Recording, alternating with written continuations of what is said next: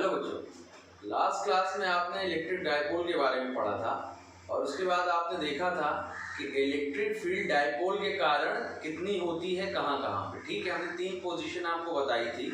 सबसे पहला पोजीशन हमने बताया था कि हम डायपोल के कारण इलेक्ट्रिक फील्ड की इंटेंसिटी निकाल सकते हैं एक्सियल लाइन। एक्सियल लाइन मतलब जैसे कि ये डायपोल है, ये माइनस क्यू, ये प्लस क्यू, इसी की लाइन में, तो ये हमने निकाला था। तो हमारा फॉर्मूला आया था electric field on axial line के लिए, ये आया था बेटा आपका 1/4 epsilon not 2p upon r cube. ये हमारा फॉर्मूला बना था एक्सियल लाइन पे। पिछली क्लास में डेरिवेशन इसका कराया था। ठीक है, काफी इंपॉर्टेंट डेरिवेशन था। क्लियर है? तो ये हमने लास्ट क्लास में किया था। अब देखते हैं कि इस इलेक्ट्रिक फील्ड की डायरेक्शन क्या होगी, क्योंकि इलेक्ट्रिक फील्ड इंटेंसिटी हमारी वेक्टर क्वांटिटी है, इसकी डायरेक्शन देखेंगे। तो डायरेक्शन है इसका, डायरेक्शन ऑफ E या फिर direction of electric field is along the direction of P। ठीक है, ये बहुत इंपॉर्टेंट पॉइंट है कि इलेक्ट्रिक फील्ड की डायरेक्शन एक्सियल लाइन पे क्या होगी, P के अलोंग ही होगी। समझ में आया कि? ठीक है, एक चीज ये हो गई। अब देखिए बेटा, आपने electric field intensity due two point charge निकाला था। वो कितना आया था आपका 1/4 epsilon not Q upon r square. ठीक है, और यहाँ पे आप देख रहे हो ये क्या है, 2p 1/4 epsilon upon r cube. ठीक है, समझ में आया कि नहीं? तो एक चीज यहाँ पे आप नोटिस करिए, जो electric field intensity eight point charge था, वो क्या था 1 मतलब r स्क्वायर के इनवर्सली प्रोपोर्शनल, और इलेक्ट्रिक फील्ड डाइपोल ये क्या है आप देख रहे हो, ये यहाँ पे r क्यूब निकल रहा है। ठीक है, पॉइंट चार्ज के कारण जो इलेक्ट्रिक फील्ड का फॉर्मूला था, इलेक्ट्रिक फील्ड इंटेंसिटी का फॉर्मूला था पॉइंट चार्ज के कारण, वो कितना था, यहाँ पे नीचे r स्क्वायर आ रहा था और यहाँ पे आप फॉर्मूले में देख रहे हो कितना आ रहा है बेटा, r क्यूब आ रहा है। क्लियर है? देखिए इसका मतलब क्या है, ये जो r है डिस्टेंस है, ठीक है, और ये इनवर्सली प्रोपोर्शनल है, तो हम ये कह सकते हैं यहाँ पे r स्क्वायर और यहाँ पे r क्यूब है। r क्यूब मतलब पावर ज्यादा है एक्सपोनेंट में। ठीक है, तो अगर हम मान लीजिए यहाँ पे हमारा पॉइंट चार्ज है, ठीक है, इस पॉइंट चार्ज से हम 2 गुना दूर गए, तो हमारी इलेक्ट्रिक फील्ड कितनी कम हो जाएगी, 2 का स्क्वायर करिए 1/4 हो जाएगी। ठीक है, अगर डिस्टेंस हमारी 2 गुना हो गई, 2 गुना, तो इलेक्ट्रिक फील्ड इंटेंसिटी कितनी कम हो जाएगी, 4 गुना, 4 टाइम्स। ठीक है, लेकिन अगर ये डाइपोल में हम 2 गुना जाएंगे दूर, तो ये कितना है बेटा, r क्यूब, मतलब r क्यूब का मतलब कितना है, 2 का क्यूब मतलब 8। ठीक है, यहाँ पे 4 गुना और यहाँ पे कितना हो जाएगा, 8 गुना। क्लियर है कि नहीं बेटा? यहाँ पे electric field due two point charge 4 गुना कम होगा और यहाँ पे 8 गुना कम होगा। क्लियर है? समझ में आया कि नहीं? ठीक है बेटा, तो ये है आपका, तो यहाँ पे आप लिख लोगे, पहले एक ये लिख लीजिएगा, direction of electric field is along direction of electric field on axial line,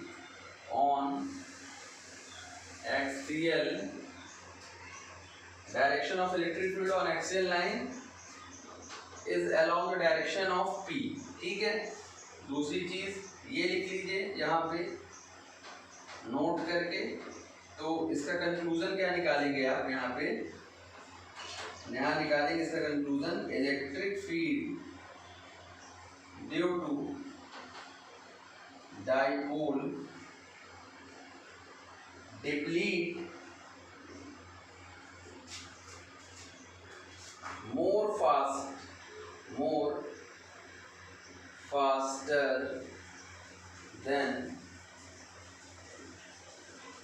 point charge, ठीक है बेटा। डायपोल के मुकाबले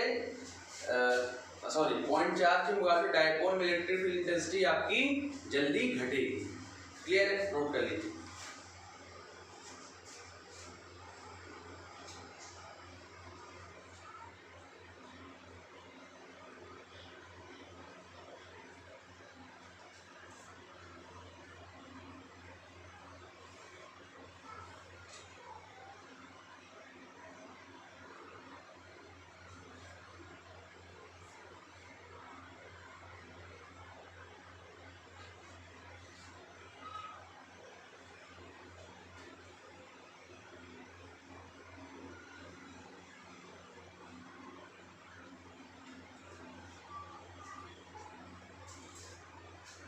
तो चलिए बेटा आगे बढ़ते हैं, फिर इसको रब कर दे रहा हूँ।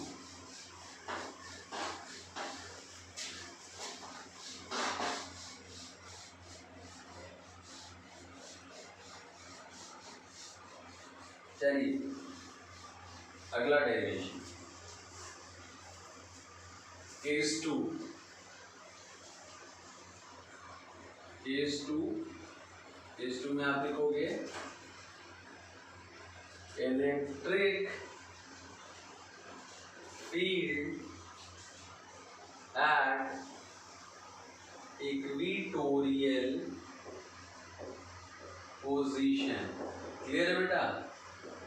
तो देखिए आपको एक बात बता दूं मैं, यहाँ पे electric field at equatorial position, यहाँ पे जो तीन केस है, एक मैंने बताया आपको एक्सियल वाला, दूसरा आप देख रहे हो इक्वेटोरियल पोजीशन पे इलेक्ट्रिक फील्ड कितनी होगी, तीसरा कि एट एनी जनरल पोजीशन। ठीक है, ये तीनों केस हमारे बहुत इंपॉर्टेंट है, तीनों में से एक डेरिवेशन पक्का आएगा आपका। क्लियर है? जिसको अच्छे से प्रैक्टिस कर लीजिएगा, मतलब मोस्ट ऑफ द केसेस में आता है।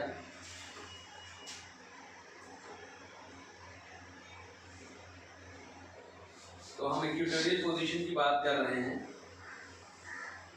तो यहाँ पे देखिए डेरिवेशन बेटा हमारे साथ साथ करिएगा। इससे दो फायदा हुआ कि आपको समझ में आएगा, दूसरी चीज हमको रब करना पड़ता है बार बार, ये बोर्ड छोटा है डेरिवेशन बड़े हैं, इसीलिए आपको साथ में हमारे नोट करना पड़ेगा। देखिए इक्वेटोरियल पोजीशन हमने क्या बताया था, जैसे ये देखिए ये हो गया L और ये हो गया L। ठीक है, इक्वेटोरियल पोजीशन मतलब इसके सीध में यहाँ पे आपको यहाँ पे इलेक्ट्रिक फील्ड इंटेंसिटी निकालनी है। ठीक है,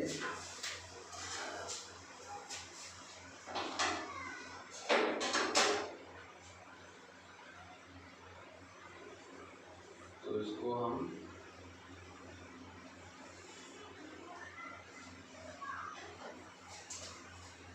स्केल रखी थी, हमने क्या इस्तेमाल कर लिया जाए।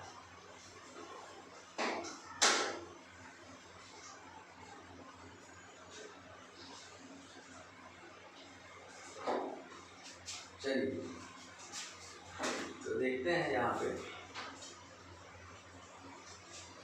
माइनस क्यू प्लस क्यू,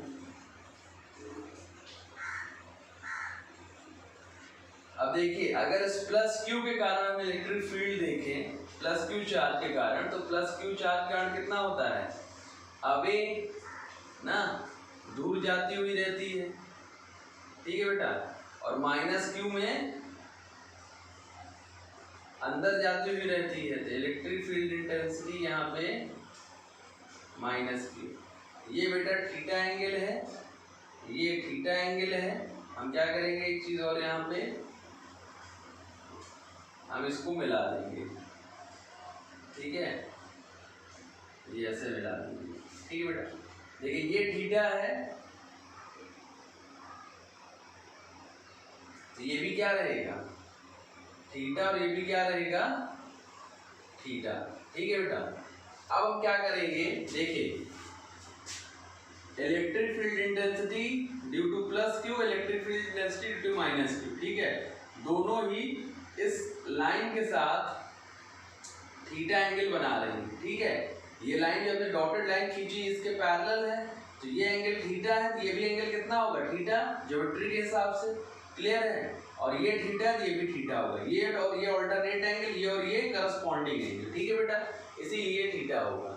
अब देखिए ये जो हमारा है इसको हम दो कंपोनेंट में रिजॉल्व कर लेंगे, ठीक, कैसे, ये मालूम ना आपको, अगर ये आपका मान लीजिए EQ होता और ये थीटा होता तो इस कंपोनेंट को क्या कह सकते हैं, EQ cos थीटा, क्लियर है, और ये कंपोनेंट क्या हो जाता है EQ sin थीटा, क्लियर है।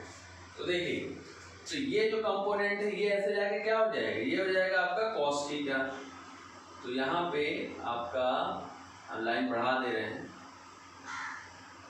एक तो हो जाएगा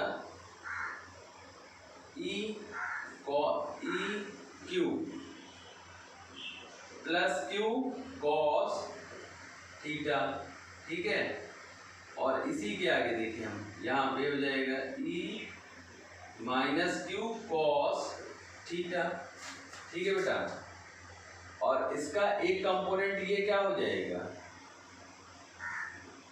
E plus Q sine theta, और ये क्या हो जाएगा E minus Q sine theta, ठीक है। तो ये डायग्राम पहले आप बना लीजिए, माइनस Q है प्लस Q है, ये थीटा, यहाँ पे L इसकी इक्वेटोरियल पोजीशन ये होती है, ठीक है, ये इससे आप कह सकते हैं कि R दूरी पे है, ठीक है, ये इससे R दूरी पे है, इसको हम पोजीशन कुछ भी क्या नाम दे देंगे, P नाम दे देंगे, P मान लीजिए नाम दे दिया हमने, P नाम दे दिया, ठीक है, इससे R दूरी पे है, क्लियर है बेटा। तो ये L हो गया, ये R हो गया, ये हमारा 90 डिग्री दिख रहा है, ठीक है। तो अगर ये R है और ये L है तो पाइथागोरस थ्योरम के हिसाब से इसको हम यही लिख लेते हैं, कहीं भी आप लिख लीजिए इसको, मतलब ये जो है लाइन है ये इलेक्ट्रिकल इंटेंसिटी बताता है। तो पाइथागोरस थ्योरम के हिसाब से ये क्या हो जाएगा, ये हो जाएगा आपका, देखिए ये हमारा बेस हो गया, ये हमारा आपका हो गया हाइट हो गया, परपेंडिकुलर हो गया, हाइपोटेन्यूज का फॉर्मूला हो जाएगा R² प्लस L², ये हाइपोटेन्यूज है। उसी तरीके से ये भी क्या हो जाएगा हाइपोटेन्यूज, इसका भी क्या हो जाएगा अंडर रूट के अंदर R² प्लस L², ठीक है बेटा, इसको पहले नोट कर लीजिए अच्छे से आप एक एक चीज, कंफ्यूज मत होइए बेटा, एक एक चीज मैंने बनाई है, इसको आप पहले देख के लिखोगे तो कंफ्यूजन नहीं होगा।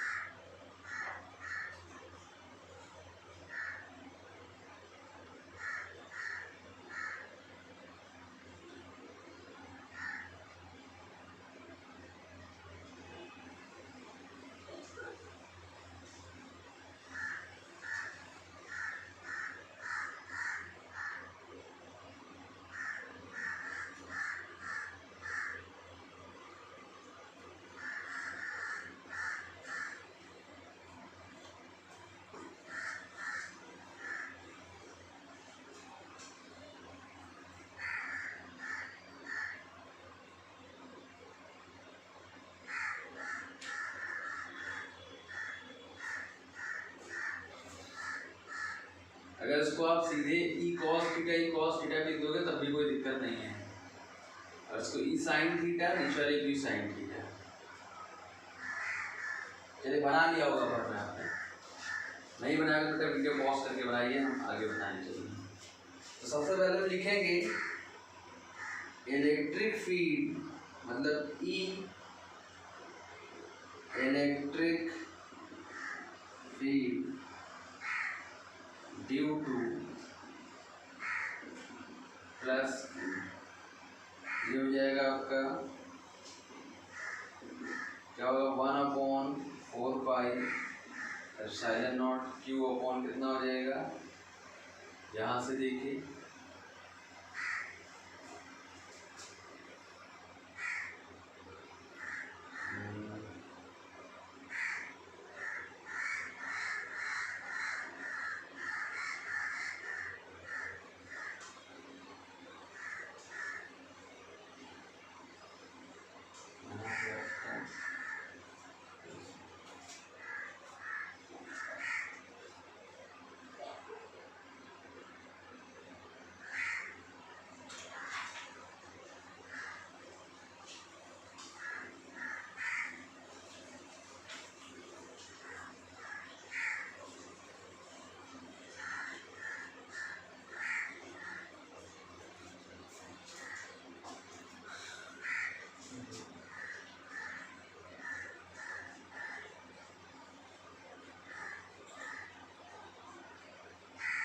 देखिए प्लस क्यू यहाँ हमको इस पॉइंट पे निकालना है इलेक्ट्रिक फील्ड, प्लस क्यू ये है, ठीक है।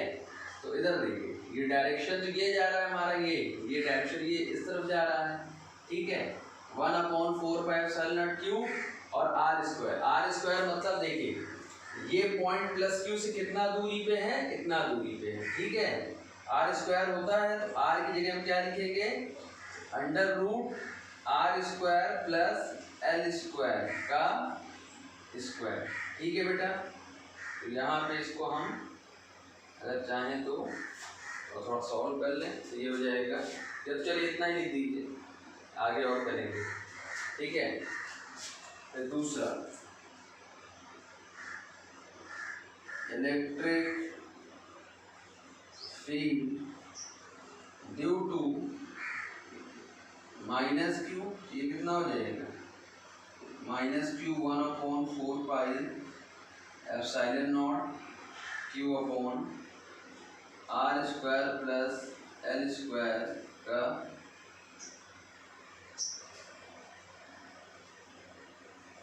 Under root are square plus L square का स्क्वायर, ठीक है बेटा। माइनस आ जाएगा, देखिए दोनों का मैग्नीट्यूड क्या है, सेम है, ठीक है। मैग्नीट्यूड सेम है बट दोनों चार्जेस अपोजिट है, बट मैग्नीट्यूड तो सेम है ना, इसको हम ये लिखेंगे plus Q is equals to minus Q, ठीक है बेटा। यहाँ पे वेक्टर बना दीजिए, तो इसको हम डायरेक्ट ई लिख देंगे, ठीक। यहाँ पे दोनों का मैग्नीट्यूड सेम है, ठीक है। 1/4 pi epsilon naught 1/4 pi epsilon naught Q upon under root के अंदर R square plus L square, Q upon under root के अंदर R square plus L square, ठीक है। बट दोनों बस साइन डिफरेंट है, ठीक, बट मैग्नीट्यूड आर सेम। तो हम इसको क्या लिख सकते हैं, ई लिख सकते हैं दोनों को। इस हिसाब से देखिए अगर मैग्नीट्यूड सेम है तो जितना ऊपर है उतना ही नीचे है, देखिए ई साइन थीटा प्लस क्यू के लिए ई साइन थीटा माइनस क्यू के लिए जितना ऊपर है उतना ही नीचे, दोनों वेक्टर अपोजिट डायरेक्शन में है बट मैग्नीट्यूड सेम है, तो ये क्या हो जाएंगे, कैंसिल हो जाएंगे, ठीक है। therefore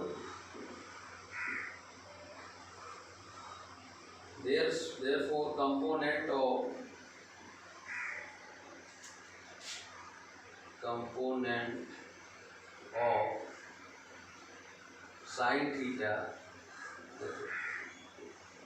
e sin theta are cancel out, ठीक है।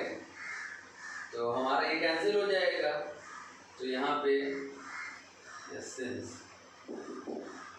therefore net net electric field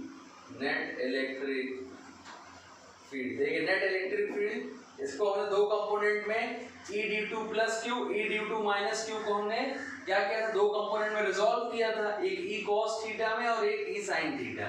तो E cos थीटा दोनों का एक ही डायरेक्शन में था और E sin थीटा एक ऊपर एक नीचे, तो मतलब ये दो कैंसिल आउट हो जाएंगे और ये दोनों क्या हो जाएंगे बेटा, जुड़ जाएंगे। तो ये हो जाएगा 2E cos theta. Net electric field हमारा क्या हो जाएगा, E नेट, ठीक है, ये हो जाएगा 2E cos थीटा। क्लियर है बेटा, इतना पहले आप नोट कर लीजिए, फिर हम रब करेंगे, इसको आप नोट कर लीजिए। चलिए एक और आगे लिख दे रहे हैं, यहाँ पे लिख दे रहे हैं, ये हो जाएगा E नेट, देखिए नीचे लिख रहे हैं, देखिए 2E कितना है, E चाहिए लो चाहिए ले लो, तो E2 यहाँ कितना हो जाएगा, Q पहले E लिख रहे हैं, 4 pi epsilon naught R square plus L square का under root R square plus L square का स्क्वायर, मतलब यहाँ से रूट हट जाएगा, यह आ जाएगा R square plus L square. ठीक है, अब देखिए दूसरी cos थीटा क्या है, जैसे ये देखिए हम कोई भी, चाहे ये ट्रायंगल ले लो आप, चाहे ये ट्रायंगल ले लो, दोनों में से कोई भी ट्रायंगल लेंगे तो cos थीटा क्या होता है, बेस अपॉन हाइपोटेन्यूज। बेस कितना है बेटा, L, और हाइपोटेन्यूज कितना है, अंडर रूट के अंदर R square plus L square. ठीक है बेटा, तो ये हो जाएगा E net is equals to 2QL 4 pi epsilon naught, देखिए R square plus L square की power 1, R square plus L square की पावर हाफ, तो 1 प्लस हाफ कितना होता है, R square plus L square की पावर 3/2। नोट करिए बेटा इसको, इतना नोट करिए फिर आगे बढ़ते हैं, जल्दी से नोट करिए।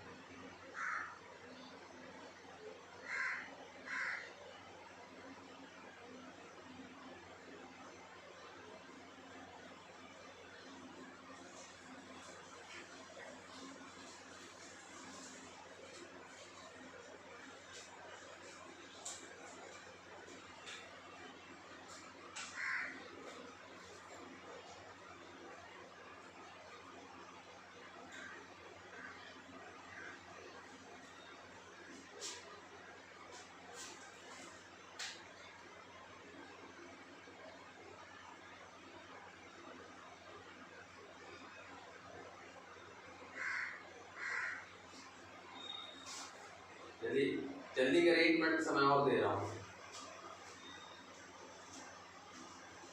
ये वीडियो पॉज करके नोट कर लीजिए आप।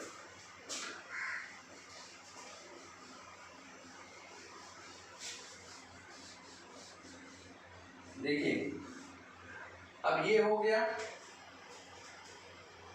तो एक तो 2QL की जगह हम क्या लिख सकते हैं, P लिख सकते हैं, डायपोल मोमेंट हो जाएगा। और यहाँ पे जैसे पिछले क्वेश्चन में हमने किया था, F जो हमारा L है वो R से क्या है बेटा, बहुत ही छोटा है, तो उसको हम क्या कर सकते हैं, नेगलेक्ट कर सकते हैं। ठीक है, तो ये हो जाएगा E net is equals to P 4 pi epsilon naught, 4 pi epsilon naught, तो इसको हमने नेगलेक्ट कर दिया तो क्या हो जाएगा बेटा, R स्क्वायर 3/2, 2 कट गया और E नेट आ गया हमारा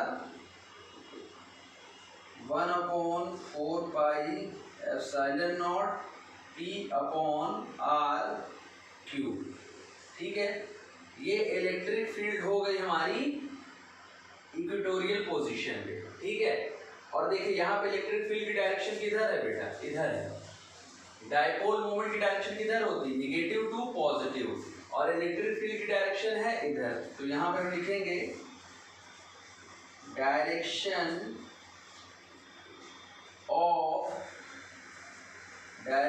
of electric field on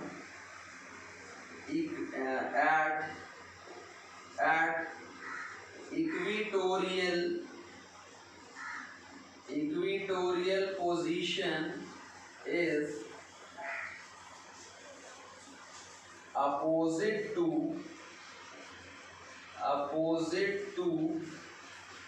P, ठीक है। डायरेक्शन ऑफ P यहाँ पे इक्वेटोरियल पोजीशन पे P के अपोजिट होगा। क्लियर बेटा, इतना नोट कर लीजिए, बस यही तक डेरिवेशन है, ये वाला कंप्लीट है।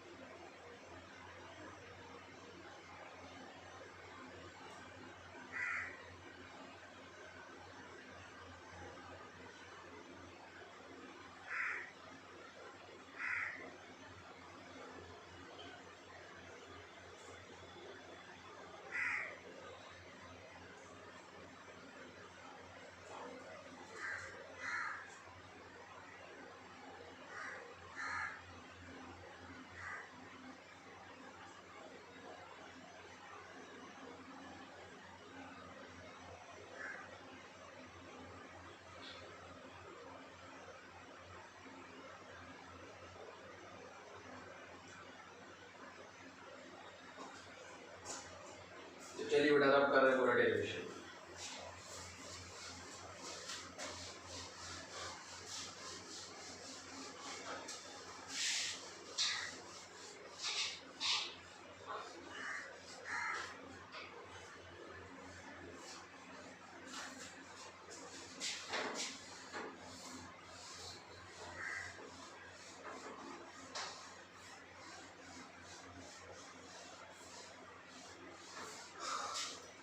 तो चलिए नेक्स्ट,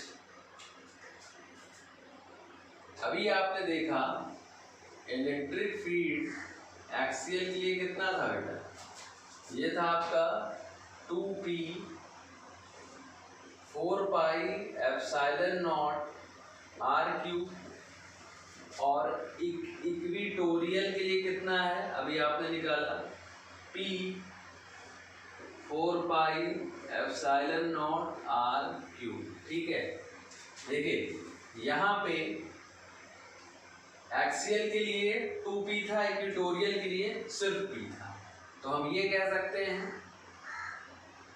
कि axial electric field on axial is equals to twice of, इसकी जगह क्या लिख सकते हैं, इलेक्ट्रिक फील्ड एट इक्वेटोरियल लिख सकते हैं बेटा, ठीक है।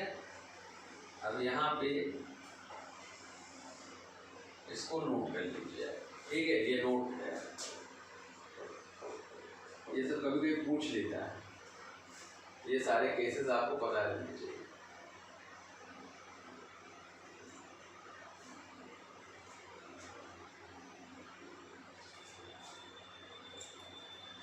मतलब एक्सियल पे जो इतनी इलेक्ट्रिक फील्ड होती है वो इक्वेटोरियल की दुगनी होती है, ठीक है, और इक्वेटोरियल पे हम कह सकते हैं कि एक्सियल की आधी होती है, ठीक है। चलिए रब कर रहे हैं बेटा इसको।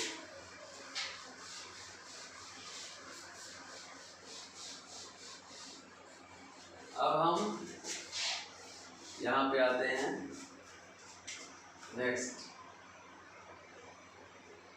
इलेक्ट्रिक फील्ड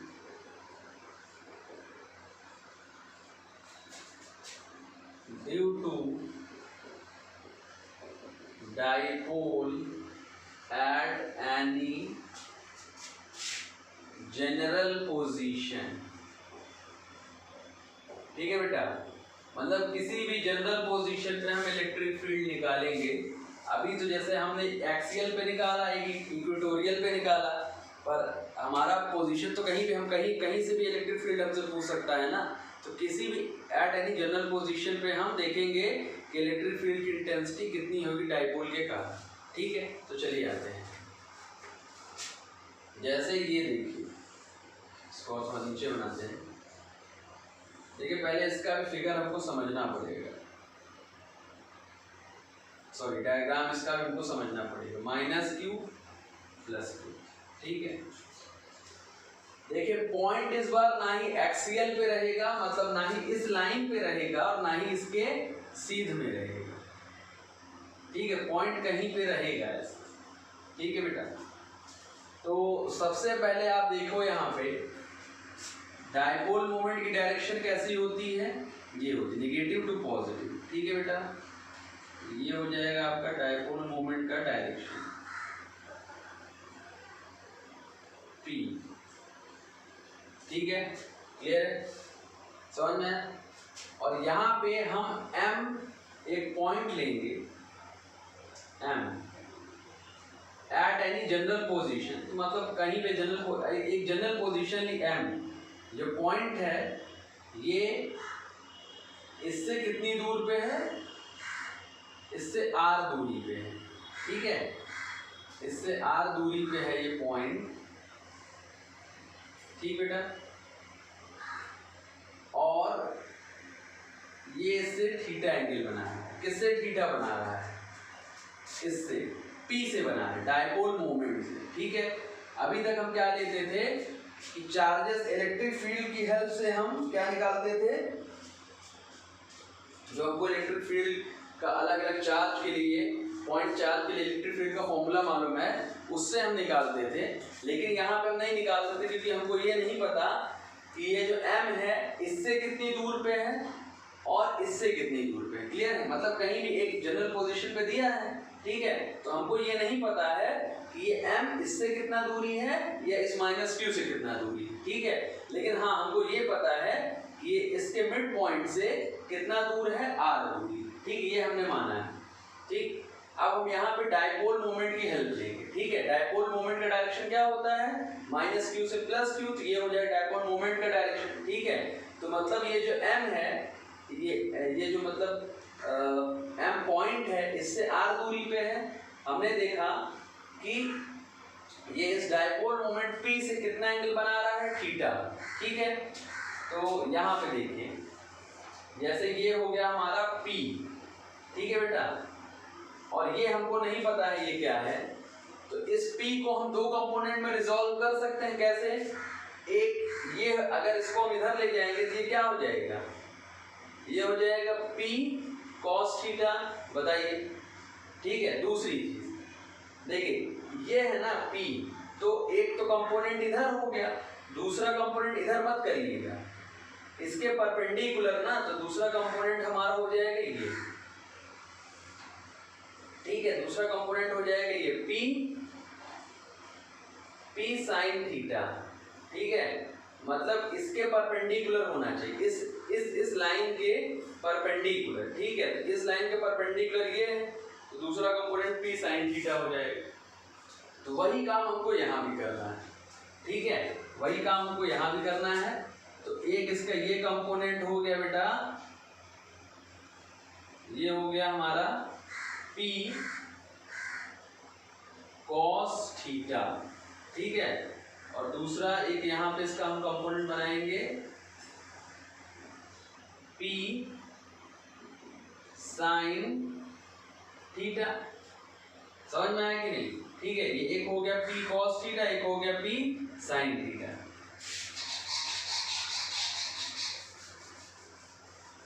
तो यहाँ पहले ये डायग्राम आप बनाइए, फिर और आगे समझाते हैं।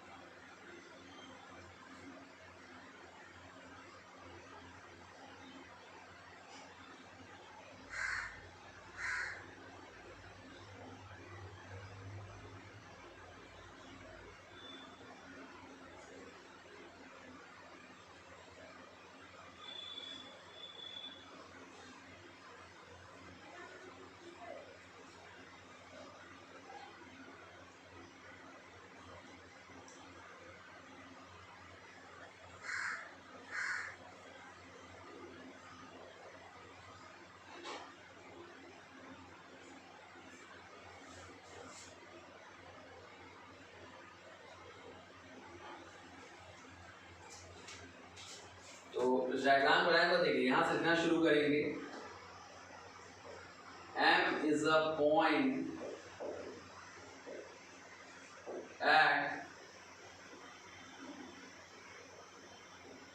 M is a point at distance r and make an angle theta with P। ठीक है, M is a point at distance r and make an angle theta with P। Note करते चलिए बेटा साथ साथ।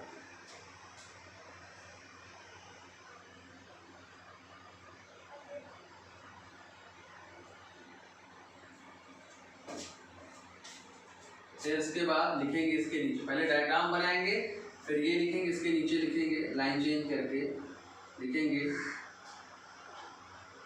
P resolve in two direction, मतलब जो किया वही लिखना है, टू डायरेक्शंस। ठीक है बेटा, P हमारा दो डायरेक्शन में रिजॉल्व होगा। पहला डायरेक्शन होगा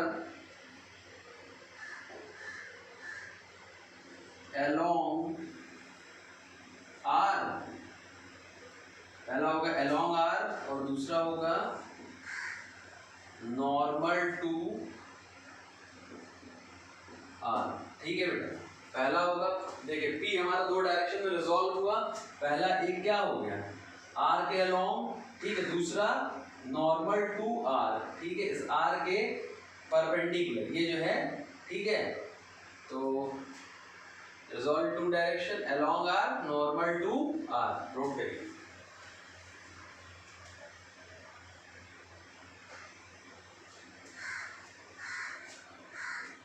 तो ये भी साथ में लिख लीजिएगा, along r में इसमें ऐसे डैश करके P cos थीटा जो कंपोनेंट था P cos theta normal to r में डैश करके P sin थीटा। ठीक है, देखिए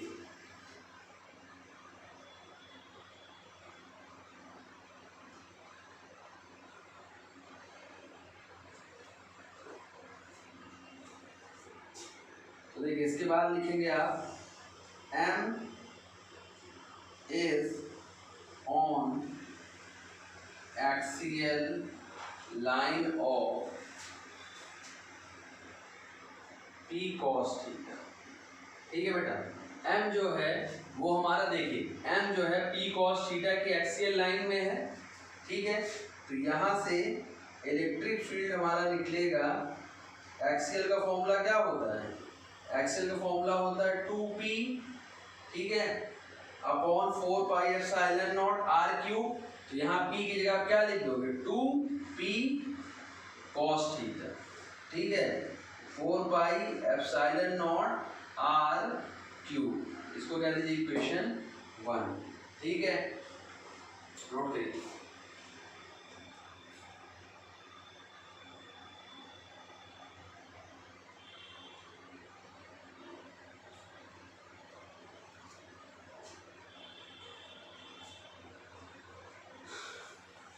इसके देखिए रब कर रहे हैं ऊपर तक।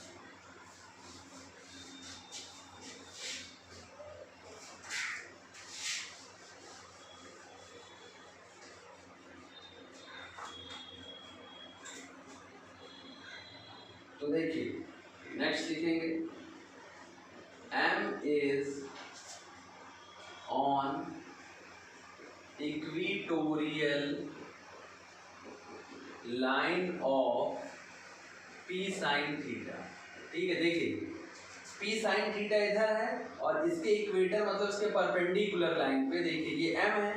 ठीक है, अगर इसको देखें इसके परपेंडिकुलर ही तो है ना, क्लियर है, ये लाइन और ये देखिए ये लाइन और ये लाइन दोनों परपेंडिकुलर ही तो है ना, तो इसके परपेंडिकुलर पे M है, तो यहाँ पे फॉर्मूला हमारा कौन सा लगेगा, इक्वेटोरियल का फॉर्मूला लगेगा। ठीक है, वो क्या होता है सिर्फ P अपॉन, तो यहाँ पे P sin थीटा कर देंगे, P sin theta 4 pi epsilon naught r cube. Clear है बेटा।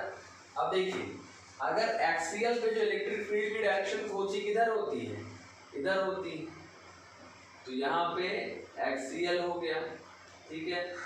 और इक्वेटोरियल में क्या होती है, डायपोल मोमेंट के अपोजिट। अगर डायपोल मोमेंट डायरेक्शन ये है तो यहाँ पे इलेक्ट्रिक फील्ड डायरेक्शन किधर होगी, ये क्लियर। देखिए यहाँ पे डायपोल मोमेंट की डायरेक्शन ये है ना, देखिए P, एरो इधर है, तो इसमें इलेक्ट्रिक फील्ड की डायरेक्शन किधर होगी, अपोजिट। अभी पिछले ही आपने देखा, पीछे ही देखा आपने, ये हो जाएगा इक्वेटोरियल, ठीक है बेटा।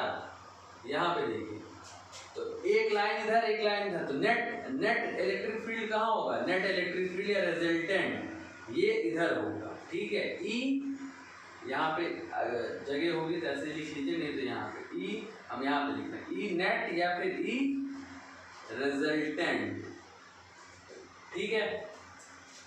ये जो लाइन खींची हमने ई रिजल्टेंट, इसके सामने ही लिखिएगा। तो यहाँ पे आगे और भी रब करना पड़ेगा।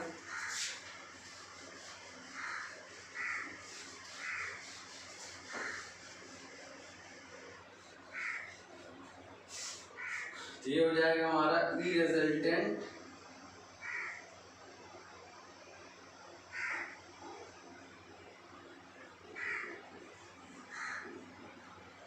ई एक्सियल का स्क्वायर प्लस ई इक्वेटोरियल का स्क्वायर, ठीक है बेटा। तो यहाँ पे देखिए रिजल्टेंट एक्सियल का हो जाएगा 2p 4 pi epsilon naught r cube cos theta था ना, का square plus p sine theta upon 4 pi epsilon naught r cube का स्क्वायर, ठीक है बेटा। तो यहाँ पे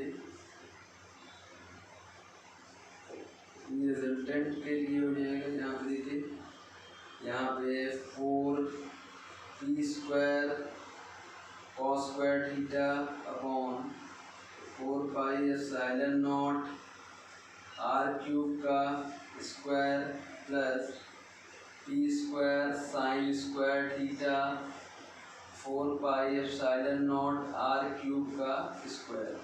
तो एक चीज़ देखिए बेटा, यहाँ से देखिए p स्क्वायर दोनों में से कॉमन ले लेंगे, 4 pi epsilon naught r cube का स्क्वायर दोनों में से कॉमन ले लेंगे, तो ये बाहर निकल के क्या आ जाएगा बताइए, यहाँ बाहर निकल के आ जाएगा रिजल्टेंट, ये हो जाएगा p upon 4 pi epsilon naught r cube, ठीक है बेटा। ये दोनों कॉमन लेकर रूट के बाहर निकल जाएगा, और यहाँ पे क्या है, यहाँ पे बचेगा 4 cos square theta sine square theta, यहाँ बचा 4 cos square theta plus sign square theta, ठीक है। तो नेक्स्ट स्टेप हम क्या करेंगे, p 4 pi epsilon naught r cube, ठीक है। हम इसकी जगह 4 cos square theta sine square theta को अगर हम चेंज करेंगे कितना हो जाएगा, 1 माइनस cos स्क्वायर थीटा हो जाएगा बेटा, ठीक है। तो यहाँ से देखिए ई रिजल्टेंट जो आपका आएगा, यहाँ लिख रहे हैं, ये आ जाएगा ई रिजल्टेंट का फॉर्मूला, यहाँ लिख रहे हैं p 4 pi epsilon naught r cube 4 cos square theta minus cos square theta, ये आ जाएगा 3 cos स्क्वायर थीटा प्लस 1। इसको बेटा नोट कर लीजिए, बहुत इम्पोर्टेंट फॉर्मूला है ये, बहुत इम्पोर्टेंट फॉर्मूला है। p 4 pi epsilon naught r cube 4 cos square theta, इसको हमने 1 माइनस साइन स्क्वायर थीटा में कर दिया, तो 3 cos स्क्वायर थीटा प्लस 1, ये हमारा आ जाएगा फॉर्मूला मिला electric field intensity at any general position due to dipole.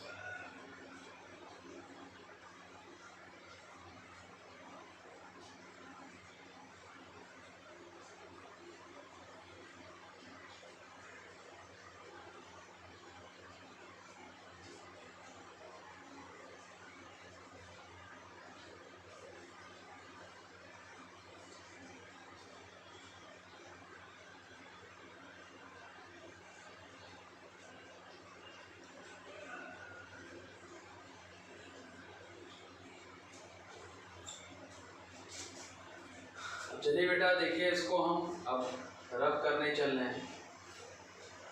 अगर नहीं नोट किया तो वीडियो पॉज करके नोट करिएगा। इसको रब करने चल रहे हैं।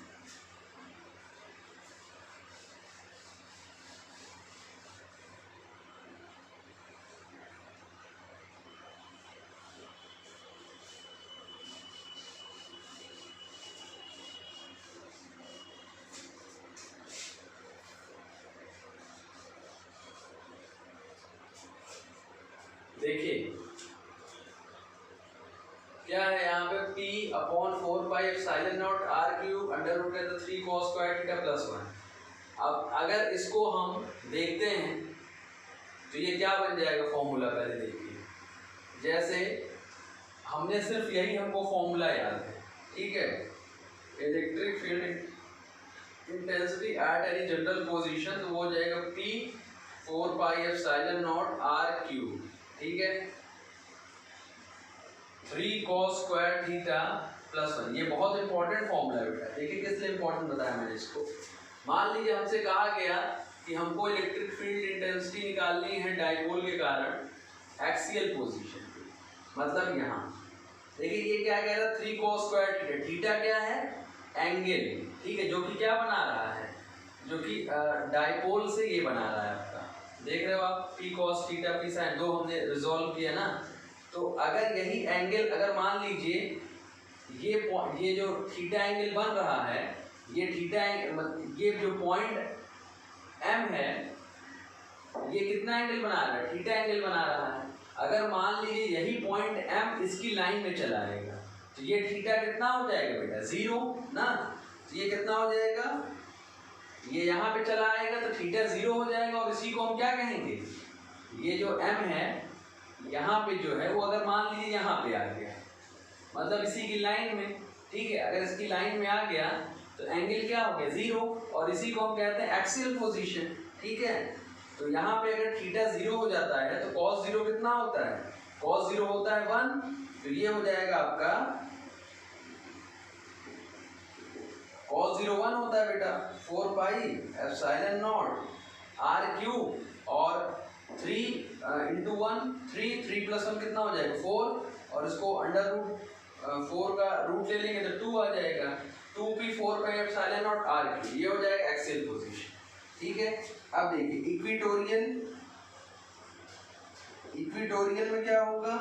ये हो जाएगा P 4 pi epsilon naught R cube. कैसे होगा? देखिए अगर ये पोजीशन जो है वो यहाँ पे आ गई, अगर ये यहाँ पे आ जाता तो इसमें एंगल कितना हो जाता? जो थीटा था ये एंगल हो जाता 90 डिग्री, और cos 90 कितना होता है? 0। ये हो जाता 0, और सिर्फ यहाँ पे 0 प्लस 1, ये हो जाता √1। समझ में आया कि नहीं बेटा?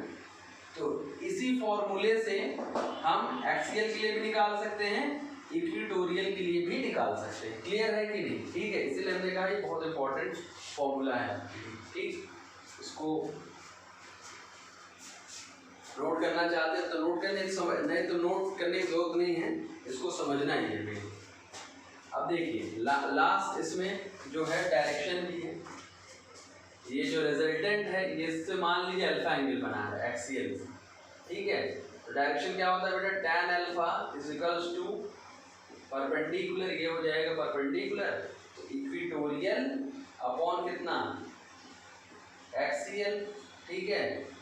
तो यहाँ पे जब करेंगे तो दोनों कट जाएगा, ये आएगा 1/2 tan थीटा, ठीक है। अल्फा इज इक्वल्स टू, ये हो गया tan inverse 1/2 tan theta. Note करिए इसको जल्दी से, डायरेक्शन नोट करिए।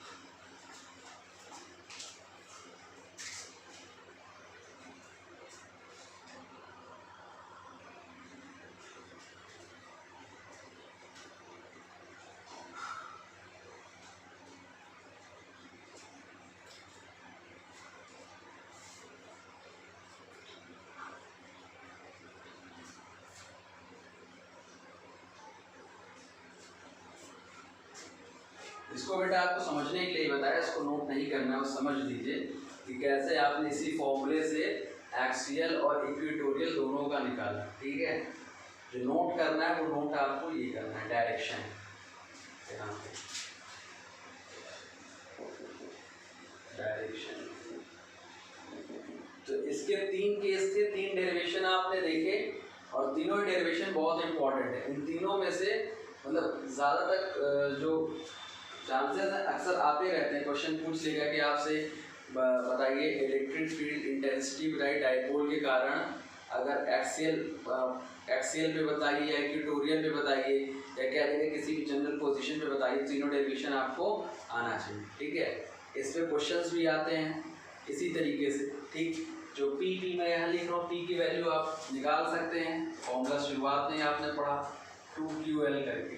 ठीक है, आर जो है वो डिस्टेंस है, सारी चीज़ें आपको दी रहेंगी, या तो चार्ज दे देगा, डिस्टेंस दे देगा, और आपसे चार्ज दे देगा, एल दे देगा, और आपसे डिस्टेंस दे देगा, पूछ लेगा। नहीं तो पी की वैल्यू कभी कभी दे देगा। ठीक है, अगर पी की वैल्यू नहीं देता है तो ये सब देगा, इससे आप पी निकाल लोगे। अगर पी डायरेक्ट दे देता है तो आप ऐसे ही निकाल लीजिएगा। ठीक है, तो चलिए बेटा अभी के लिए इतना ही, इसको प्रैक्टिस करिएगा जो डेरिवेशन में कराते चल रहा हूँ। बाकी हम इसके और भी आगे टॉपिक है वो हम नेक्स्ट लेक्चर में पढ़ेंगे। ठीक है, थैंक यू।